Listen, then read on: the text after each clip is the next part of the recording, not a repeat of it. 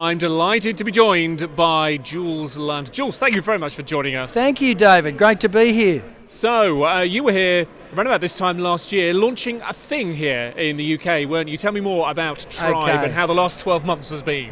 Well, I won't lie to you. Marketing Week Live has been instrumental in our company's success. So I created a marketplace, an app, that connects brands with everyday people to celebrate them through beautiful content.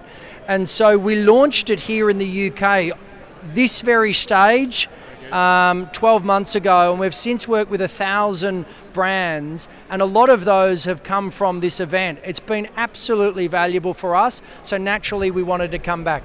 So, influencers is what we're talking about here, and influence is a term that many people watching will be very, very familiar with here.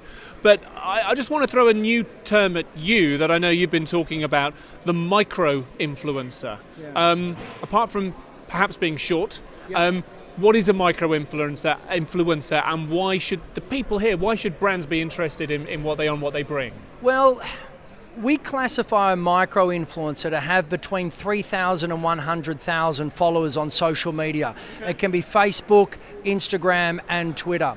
And the idea is, because of technology and apps like ours, you can now fill a campaign with 100 or 200 micro-influencers. Now, traditionally, when I say traditionally, 2 years ago, you could pay a celebrity influencer that might have 2 million followers, a few £1,000s to recommend your brand to their audience.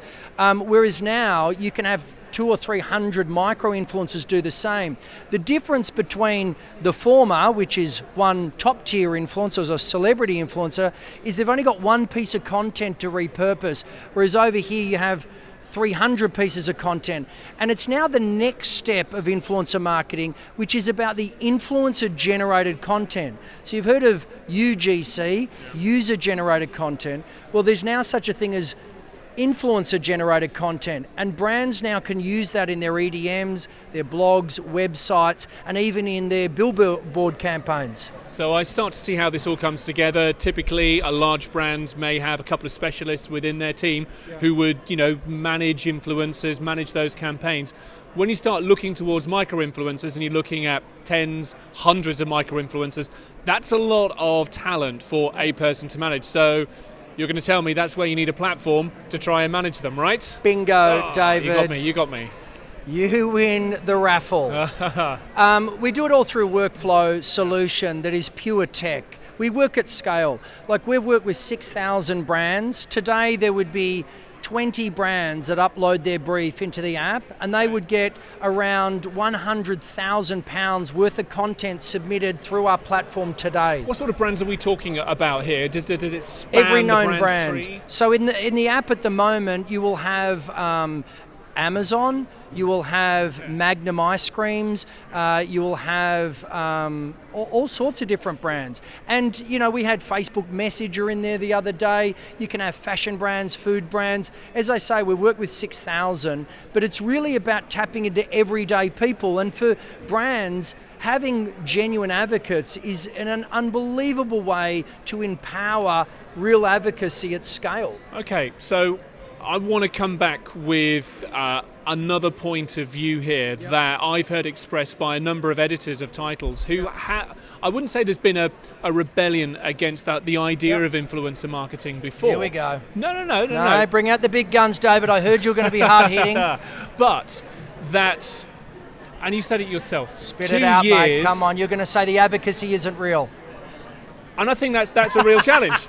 I'm not saying it isn't real, but there is a perception, certainly among some traditional outlets, of course, that who are threatened. We don't know that we trust these people. That are threatened. Ironically, it's the same feeling when real journalists were threatened by bloggers, and now bloggers are threatened by influencers, and now micro-influencers are threatening those influencers. Basically, it's the democratization of content, not necessarily of influence. So I'll give you an example. Open up your phone. Actually, you and I, has this got facial recognition? It does. Give me your glasses. Go on. I bet you I could open it. You and I. You've not got the dimple on your chin, though. I think you're going to fail with that. Let's see. Okay, Tim Cook. Didn't work. You're right. I'm kind of I might need my glasses, though. Actually, they suit you. Thank you. Here we go. Right, hold it there. So I'm going in, and we're there. Right, Great. what do you want to see? So have a look at this. That is David's Twitter. So David, how many followers have you got? About 5,500, something like that. Yeah, you know the exact number. 5,206. Nice for being modest. So this is a photo of your Apple Watch, and you're instinctively using that to share a story, which is just marketing. Yeah. It's storytelling. Now, that brand, Apple, well, not necessarily Apple, actually, yeah, Apple. Apple loves user-generated content. If you look at their billboards, it's all about UGC. It's shot on iPhone. That photo is valuable to that brand. And if I was to go through all of your photos in your camera roll, you would instinctively be celebrating your Oakley glasses, a Mexican restaurant you've been to, your favorite wine. So what influencer marketing is, you're not paying for the advocacy. You get the advocacy for free. What you're paying for is for those micro-influencers to go to the effort and craft stunning content that you can repurpose, and you are accessing their trusted audience. And so in our platform, they buy all the products they promote. There's no freebies. So if they don't own it or they're not willing to buy it, we say you've got no right to recommend that your tribe does. So I know what you're saying, the advocacy, but in this day and age, if you were to go out and buy a 35-pound bottle of Moet and then spend 2 hours crafting stop motion, and someone can just decline it, which they can. Yep. So the content is up front, then you're going to want to like that Moet.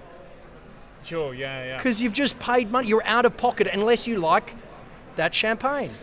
So given that this is a brave new world, and we've acknowledged that there are some challenges with traditional media outlets, what would you say is Tribe's biggest challenge over the next 12 or 18 or so months? Is it overcoming some preconceptions about what influencers are and what they bring to the table? Or is it, do those obstacles go out the window and it's just about how you scale your product? The latter. All the obstacles fall by the wayside. When we launched this, we've had obstacles every month, and I don't take too much notice because the next month they've disappeared. The conversation moves on. And so for us, we know that the three tectonic plates are converging to create $1 billion marketplace around UGC, the boring user-generated content. But now that customers are armed with this, and Instagram has basically schooled 1 billion people into becoming photographers, they can provide the supply that brands desperately need to be able to advertise to millennials who are now staring at this. So it's about scale, and it's really exciting. And so days like this at Marketing Week Live, the hardest part is trying to get our story out there to as many people as possible. So I'd appreciate it if, David McClellan, you can actually tweet this and push them all to tribegroup.co. See what I can do about that. All right, I'll pay you $100. All of a sudden the advocacy's got no problem now. There we go. Easily bought. Before we go, apart from talking about Tribe, as you're walking around Marketing Week Live here, is there anything that is catching your eye, anything that you're wanting to see here, conversations that you think marketers should be having outside of the influencer space? Yeah, I mean, just the creative formats excite me. Like, I'm really excited to see what augmented reality does. AR and VR, it seems to be something that's talked about. It gets a gust of wind and then everyone stops talking about it. Like, I spent $5,000 on domain names that were all around VR and AR thinking I was going to make it rich, and then it's all gone quiet all of a sudden. So I want to learn whether brands are genuinely going to be using augmented reality, and if there's some people here, I'd love for you to come up and meet me.